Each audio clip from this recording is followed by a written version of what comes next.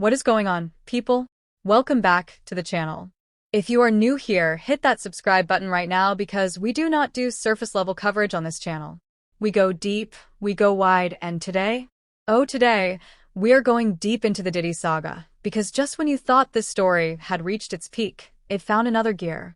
On October 3rd, 2025, Judge Subramanian sentenced Combs to 50 months in federal prison, along with a $500,000 fine and 5 years of supervised release. Now, 50 months sounds like a lot, but legal analysts at the time noted that it was actually considered lenient given the original charges he was facing. In that federal trial, Diddy was convicted of violating the Mann Act by transporting people across state lines for the purposes of sex. While he was acquitted of the more serious sex trafficking and racketeering charges, he is now serving that 50-month sentence. So where is he right now? Sean Diddy Combs is currently incarcerated at FCI Fort Dix, a low-security federal correctional institution in Burlington County, New Jersey, the largest low-security federal prison in the United States. He works as a chaplain's assistant and lives in the RDAP Residential Drug Treatment Unit, separate from the general population. A chaplain's assistant. Let that sink in for a moment. The man once worth close to $1 billion, who built one of the most powerful empires in music history, is folding laundry and assisting a chaplain. How far the mighty have fallen. Combs' release date has been changed multiple times. He initially had his sentence increased from May 8, 2028 to June 4, 2028, in November 2025 after allegedly violating multiple prison rules. Then his prison release date was pushed back forward from June 4, 2028 to April 25, 2028 after he was accepted into a drug abuse rehabilitation program. And then most recently, the timeline shifted again, landing at April 15, 2028 after earning further credit through completing the RDAP drug rehabilitation program. But then June 1st, 2026 happened. Everybody, let me introduce you to Jonathan Hay. In March 2023, 8 months before Cassie Ventura filed the bombshell lawsuit that would ignite Diddy's public downfall, another accuser was already contemplating coming forward. Music producer and publicist Jonathan Hay had contacted a civil attorney in the spring of 2023 to discuss his claims of being sexually battered by Combs. After speaking with the attorney's office, Hay got cold feet, fearful of standing up against a figure as powerful as Combs. He was, he said, terrified. Let that timeline sink in.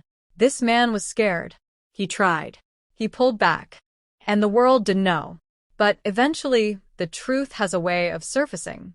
Hay alleges that he encountered Diddy while working with C.J. Wallace, Biggie Smalls' son, on a remix project. He accused Diddy of assaulting him on 2 separate occasions, once in September 2020 and again in March 2021. Now I need to pause here for a second, because the details of these allegations are disturbing. And the connection to Biggie Smalls, one of the most beloved figures in hip-hop history, makes this even more deeply unsettling. In September 2020, Hay says he was left alone with Diddy, who allegedly masturbated into a shirt that had once belonged to Biggie and told him to come finish him off, then threw the shirt at Hay. Using a dead man's shirt.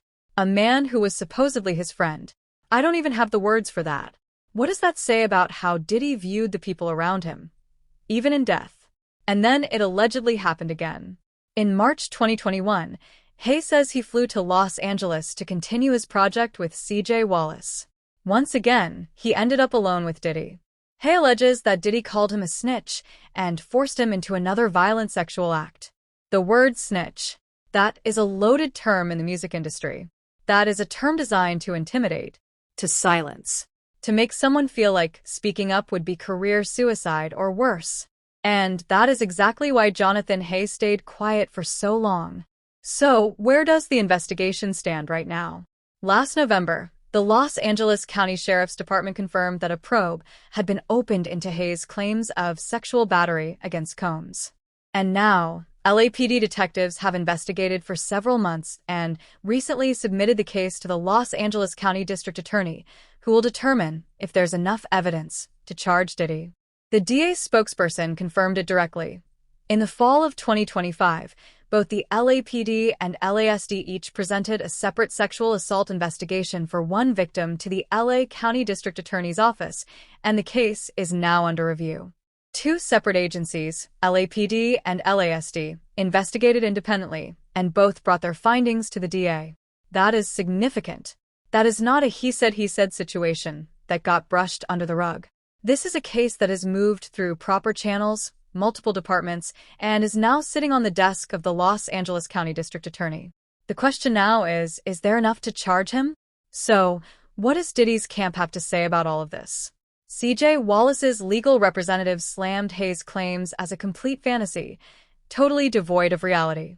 Diddy's reps echoed similar sentiments, arguing that the rapper could not respond to every meritless allegation in what has become a media circus. His civil attorney stressed that his client has denied all allegations of wrongdoing. Media circus. That is a very deliberate choice of words. That is a strategy. And it's a strategy we've seen before from powerful people caught in the crosshairs of accountability. Dismiss, deny, diminish. But here's what I want you to think about. This isn't a blog post. This isn't a rumor. This is a formal police report that was filed, transferred across states, investigated by two separate law enforcement agencies, and is now being reviewed by a district attorney's office. You don't dismiss that as a media circus. You respond to it. The silence from Diddy's team on the actual substance?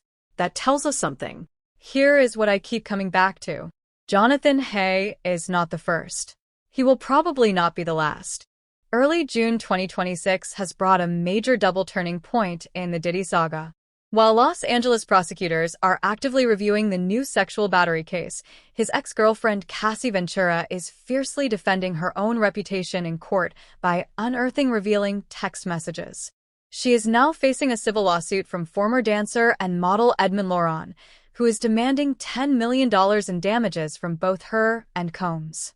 Laurent claims he was drugged with ketamine hidden in orange juice and sexually assaulted during private parties hosted by the former couple.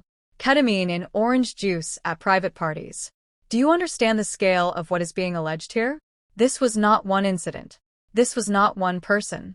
If even a fraction of what is being alleged is true, we're looking at a pattern of abuse that stretched across decades, across cities, across victims from completely different walks of life: music publicists, dancers, models, partners.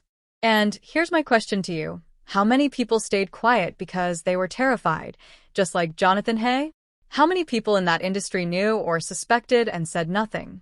Because the music industry's silence in the face of powerful men is not a new story. We've seen it with R. Kelly. We saw it with Harvey Weinstein.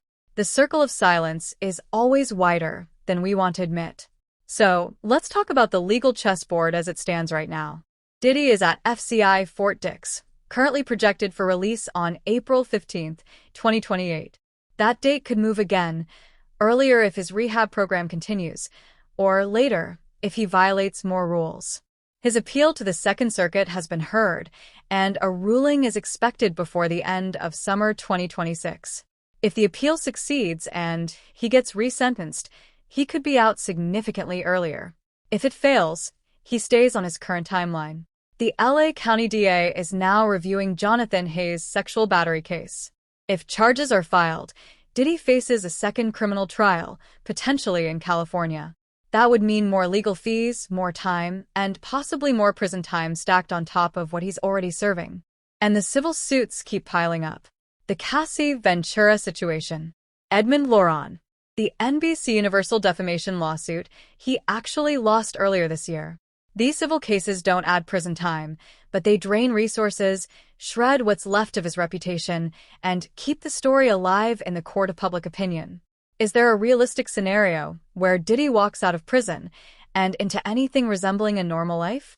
Honestly, the answer is probably no. Even if he serves his time and walks free in 2028, what does he walk into? A music industry that has largely moved on without him. Lawsuits waiting at the door. A public that will never look at him the same way. And the internet, of course, has had plenty to say. Some people are divided. One voice on X pointed out that Diddy is already locked up and we should focus on bigger political issues.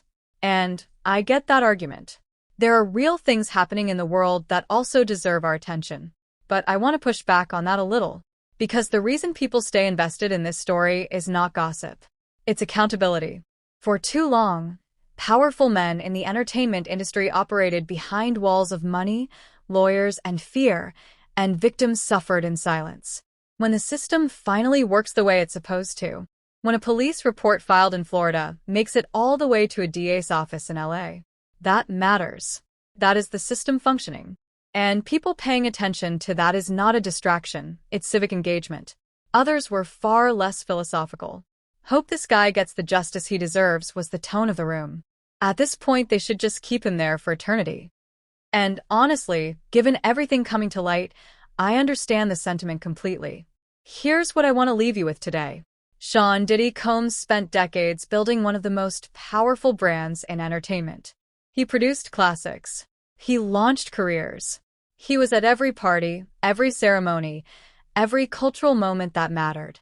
And now he's working as a chaplain's assistant in a federal prison in New Jersey, waiting to find out if a district attorney in Los Angeles is going to add new charges to his name. The fall of Diddy is not just a celebrity story. It is a story about what happens when power goes unchecked. It is a story about silence. The silence of victims too scared to speak, the silence of an industry too comfortable to ask questions, and the silence from Diddy's own camp when the hard questions come. Jonathan Hay was terrified for years. He tried to speak in 2023 and pulled back. But he came forward eventually. And that matters. So here's my question for you, and I genuinely want your thoughts in the comments. Do you think the LADA will file charges? And if they do, should any new sentence run alongside what he's already serving, or should it be additional time stacked right on top? Drop your answer below. Share this video if you found it informative. And as always, stay informed, stay critical, and I will see you in the next one.